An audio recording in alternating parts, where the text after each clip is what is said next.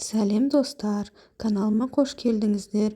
Бүгін сіздермен осы суретте көріп тұрған менің тәжірибемдегі ең көп сұранысқа ие болған осы жаздық тор қалтасын қалай тоқылуын сіздерге көрсететін боламын. Авоськамызды тоқуға кірісейік. Ең алдымен сіздерге жіп және күрчекті көрсетіп өтейін. Авоськаны тоқу үшін мен осындай хыбы жібін алдым. Бұл жіптің қалыңдығы 100% хыбы 100 граммда 240 метр. Егер сіздерде тура осы қалыңдық болмаса да, осы қалыңдыққа сәл жақындау жіпті алып тоқуларыңызға болады. Бірақтан сол хыбы жібін алып тоқуға кеңес беремін. Және де күрчек 2,5 размер күрчекпен тоқитын боламыз. Видеоның соңында сіздерге сумканың размерін және де қанша жіп кеткенін барлығын көрсететін боламын. Ондаша баршаңызға сәттілік, сумкамызды тоқуды бастаймыз. Сумкамызды тоқу үшін біз ең алдымен 42 воздушный петля тоқып алуымыз керек. Бірінші петляны жасап аламыз.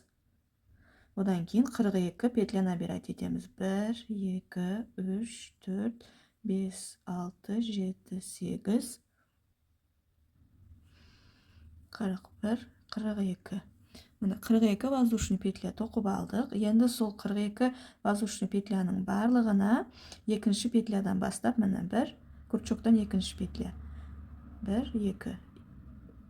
Столбик без накида тоқимыз. Әрбір петляға бір столбик без накида тоқып шығамыз.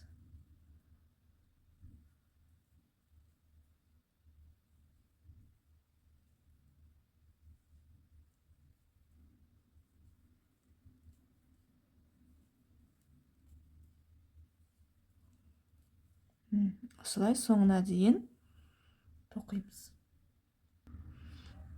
Соңында 41 петлямыны соңына дейін тоқып болдық. 41 столбик без накида шығады. Енді екінші қатар. Бір воздушный петля көтереміз, айналдырамыз. И бірінші петлядан бастап, күрчектағы жіп, одан кейін бір петляны қалдырып, келесі петляға күрчекті кіргізіп, столбик без накида тоқимыз. Ары қарай барлық петляларға бір столбиктан столбик без накида алып тоқып шығамыз. Әр қатарда бізде 41 петлядан шығу керек. 41 столбик тоқуымыз керек. Мысалы, бірінші қатарда 41 болды ма, екінші қатарда тура 41, үшінші, төртінші қатарларда 41 болу керек. Мысалы, бір петля қалып кетпей, немесе бас жағында бір петляны қосып кетпей, осылай 41 столбиктан 8 қатар тоқимыз. Біз қазір екінші қатарды тоқып жатырмыз. Соңына дейін тоқып келеміз.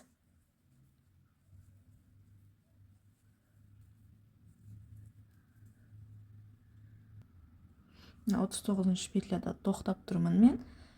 40 и соңына 41. Екі қатарды тоқып болдық. Енді үшінші қатар бір воздушный петля көтереміз, айналдырамыз. Тура бағана қалай бастадық, тура солай үшінші қатарды столбиктарын тоқып шығамыз. 41 петля болу керек сіздерде де. И осылай біз 8 қатар тоқимыз.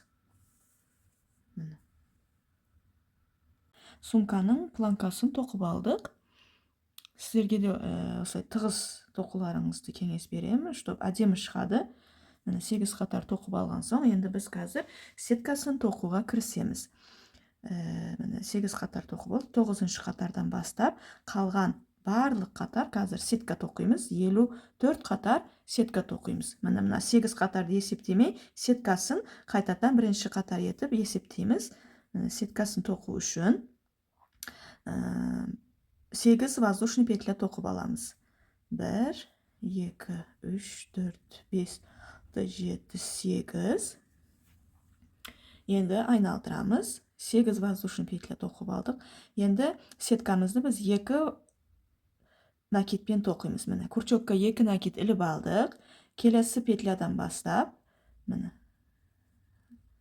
столбик с двумя накидами дейді міне. Екі накидпен столбикті оқимыз. 1, 2, 3, 4. 4 воздушный петля тоқыдық. 2 накид аламыз. Келесі петляға столбикті тоқимыз. 2 накидпен столбик. 1, 2, 3. Міне.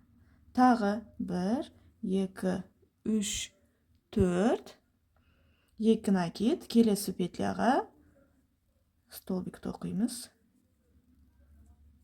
4 воздушный петля. 3, 4. 2 накид.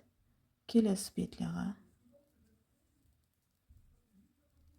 Міне. Түсінікті болды деп ойлаймын. Осыны петлялардың барлығына біз бір столбик с двумя накидами тоқимыз. Оның арасында 4 воздушный петля болады. Осындай бізде арочкалар или ячейкалар десек болады, или арочкалар десек болады. Осылай шығады. Қазір соңында сіздерде қанша ячейка болатынын қатарының соңында айтатын боламын.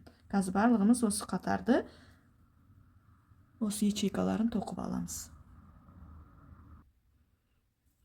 Мен қатарды, сетканың бірінші қатарымызды соңына дейін тоқып келдім. Міне кішкене осылай бірінші, екінші қатар осындай балам болып тұрады. Бізде қазір міне 40 осындай ячейка болу керек. Міне 1, 2, 3 деп санаған кезде сіздерде осы арочкалар 40 болу керек. Міне соңына дейін, соңғы петляға дейін тоқыдық. Енді біз қазір осы 40 ячейкадан 54 қатар тоқуымыз керек. Міне қазір біз бірінші қатар тоқып болдық. Енді екінші қатарға айналамыз. Екінші, үшінші қатар, төртінші, бесінші барлығы бірдей тоқылады. 8 воздушный петля тоқимыз. 3, 4, 6, 7, 8. Қазір мен осыны көрсетем. Қалған қатарлары бәрі бірдей тоқылады. Оны самостоятельно өзіміз тоқимыз. Міне 8 воздушный петля, 2 накид аламыз. Именно қазір біздің баған бірінші қатардай столбик бар ғой, бірінші. Соның үстіне біз столбик тоқимыз. 1, 2, 3. Міне. Сонда бізде қазір ячейканың үстіне ячейка түседі. Келесі үшінші қатардың ячейкасы осының үстіне түседі. Солай тоқып кетеміз. 4 воздушный петля аламыз. 2, 3, 4. 2 накид. Келесі столбиктің үстіне тоқимыз. 2, 3. Міне. 4 воздушный петля. 2 накид іліп аламыз. Келесі столбикка. 4 воздушный петля. 2 накид. Келесі столбик. 1, 2, 3. Міне, сіздерге түсінікті болды деп ойлаймын. Қазір міне екінші қатарды соңына дейін тоқимыз. Келеміз. Үшінші қатар тура солай. 8 воздушный петля, 2 накидпен столбик тоқимыз. Міне. И солай 54 қатар тоқуымыз керек біз. Міне осыны тоқып аламыз.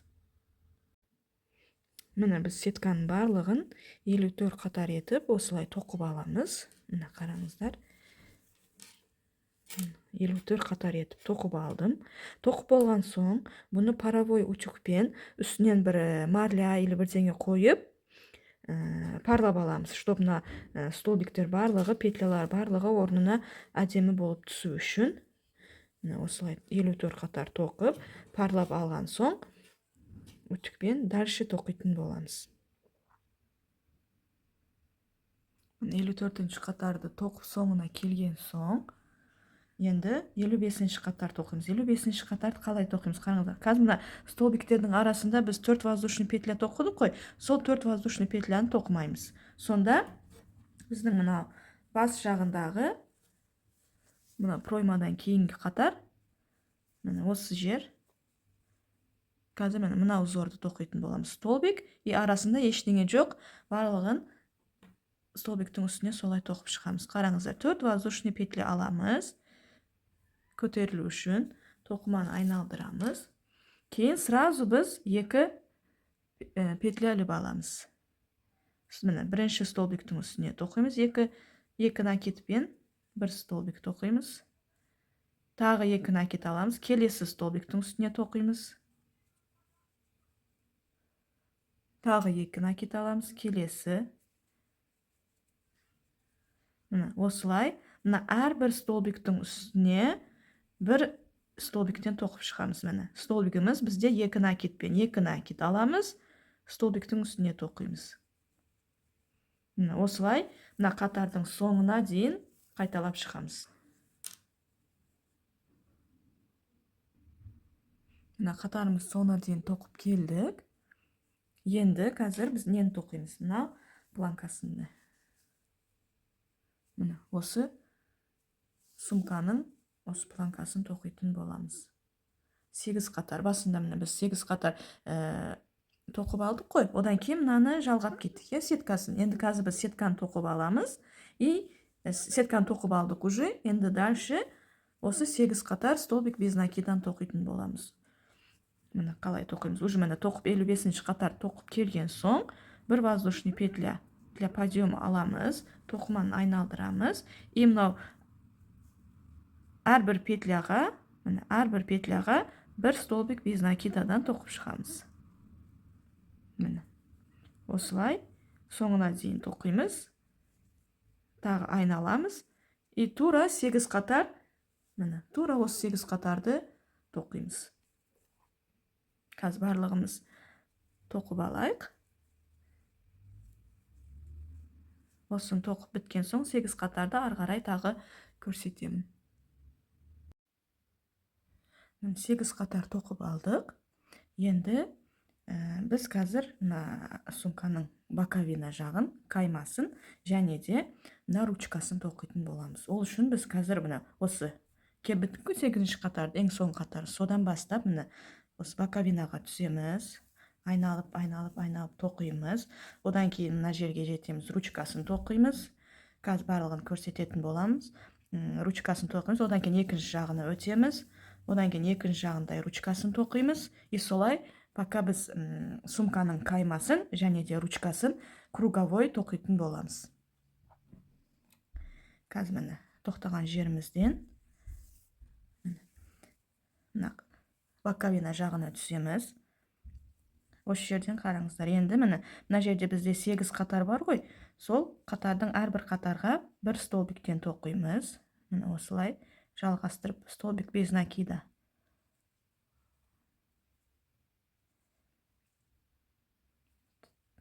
1, 2, 3, 4, 5, 6,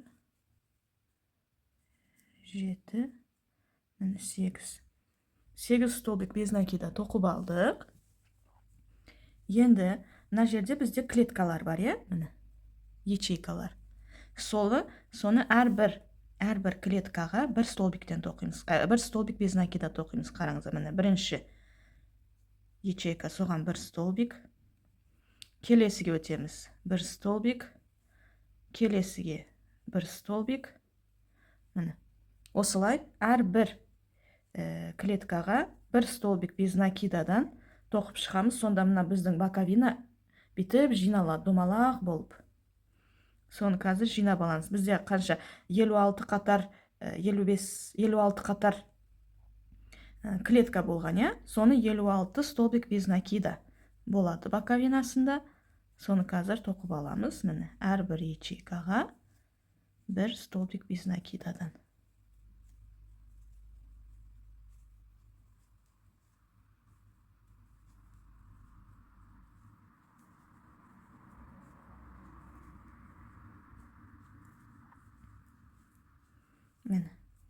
Осылай жиналып шығады. Қазір осы ячейкалардың барлығына осы жерге дейін екінші беті бар ғой бізде, соған дейін столбик без накида тоқып келеміз. Осы жерден бастадық. Мына жерден тоқимыз. Мына жерге келгенде тағы қазір тоқып аламыз. Осылай тоқып алдық. Енді қазір екінші бізде 8 қатар бар ғой басында тоққан. Сол жерге Biz 8 stolbik bez nakida to'qiymiz. 1 2 3 4 5 6 7 және 8. 8 stolbik bez nakida to'qib aldık. Endi қазір biz сумкамыздың бір жағыңғы ручкасын тоқитын боламыз. Ол үшін қазір біз 120 воздушный петля алып, ұзын воздушный петля тоқып аламыз да, мына екінші бетіне жалғаймыз. Қазір ручкасы үшін 120 воздушный петля тоқып аламыз. 1 2 3 4 5 7 8 9 10. Осылай 120 воздушный петля тоқимыз. 120 воздушный петля тоқып алдым. Енді бұның қазір айналып қалмау керек. Бетіп тура етіп турлап аламыз да, мынау екінші мына бетіне қосып тоқимыз. Мына осы жерден бір столбик без накида и дальше тағы 7 столбик без накида мына шетіне тоқимыз. 1 2 3 4 5 6 7 8. Міне бізде сумканың бір ручкасын тоқыдық, основасын тоқып алдық. Енді біз екінші боковинасыға жетіп келдік. Осы екінші жағында тура әрбір клеткаға бір столбик без накидадан тоқып аламыз. Бағана мына жағда қалай болды? Қалай тоқыдық? И осы жерде тура соны полный бастан соңына дейін столбик без накида тоқып аламыз. Әрбір ячейкаға біреуден. И мына жеріне келеміз. Тағы мына жерде 8 столбик без накида болады бізде. Соны тоқып аламыз.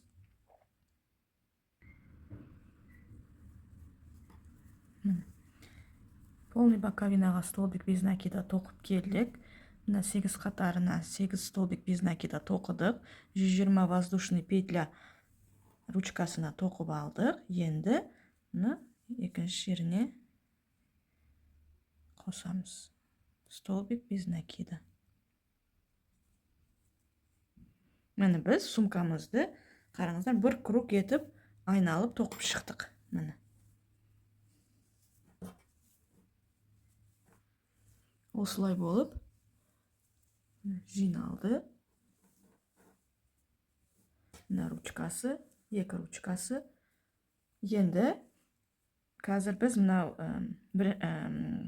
қатарымызды, рядымыздың басталуын бүйтіп белгілеп қоямыз бір маркермен или бір жіп па, бір басқа түсті жіпті осы жеріне байлап қойсаңыздар, сонда шатасып кетпейсіздер. Рядты қазір біз круговой тоқимыз. Мына осы жерден бастаймыз, айналып келеміз. Мына ручкасына келеміз, ручкасын тоқимыз. Одан екінші жағына осылай где-то бір 6-8 қатар айналып тоқитын боламыз круговой. Міне қараңыздар. 120 петля набирать етіп, мына жерге жалғасып алдық. Сонда бізде бірінші қатарымыз бітті. Енді екінші қатарды дальше тоқып кетеміз міне. И ары қарай соңына дейін біз тек қана столбик без накида тоқимыз. Сумкамыздың боковинастай проймасын және ручкасы бізде столбик без накида етіп тоқитын боламыз. Міне. Дальше тоқып кетеміз, қараңыздар. Уже барлық әр петляға бір столбик без накидадан. Ештеңе қоспаймыз, ештеңе убавка жасамаймыз. Бізде қанша петля бар, соның барлығына осылай столбик без накида тоқып шығамыз. И бұл сумканың несін, кромкасын, боковинасын, ручкасын тығыз етіп тоқысаңыздар, формасын әдемі ұстап тұрады. Міне осылай айналып келеміз мына жерге дейін. Ручкасыға келген кезде, барлығын бір столбиктен тоқып алдық, боковинаға. Ручкасыдай воздушный петляға келген кезде, әрбір воздушный петляға бір столбик без накидадан тоқып шығамыз.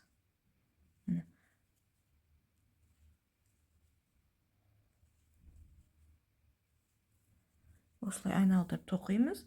Мына шетіге келеміз. бұл жағына да барлығын тоқып аламыз. И келесі ретте міне уже мына бағана маркерге келген кезде біз бір қатар тоқып болған боламыз. Одан кейін дальше тоқып кетеміз. Солай 6, 7, 8 қатар мына ручкасын ширинасын қалай тоқығыңыз келеді, солай тоқуға болады. Мен қазір тоқып көрем 6 қатарды. Егер болса солай қалдырам, болмаса тағы бір 2 қатар тоқимын. Мына келесіде қазір мына айналып келген кезде келесіде уже мынау линия, бірінші линияның үстіне тоқитын боламыз. Солай мынау ручкасы бізде кеңейіп бүйтіп тоқылатын болады. Қазір бұл жағын уже барлығымыз самостоятельно тоқимыз. Барлығына бір столбик без накидадан. Міне қыздар, сумкамызды ручкасын осылай тоқып алдық. Мен 7 қатар етіп тоқыдым. 7 қатар круговой айналып осы маркерге дейін 7 қатар етіп тоқыдым. Мына осындай сумка шықты бізде.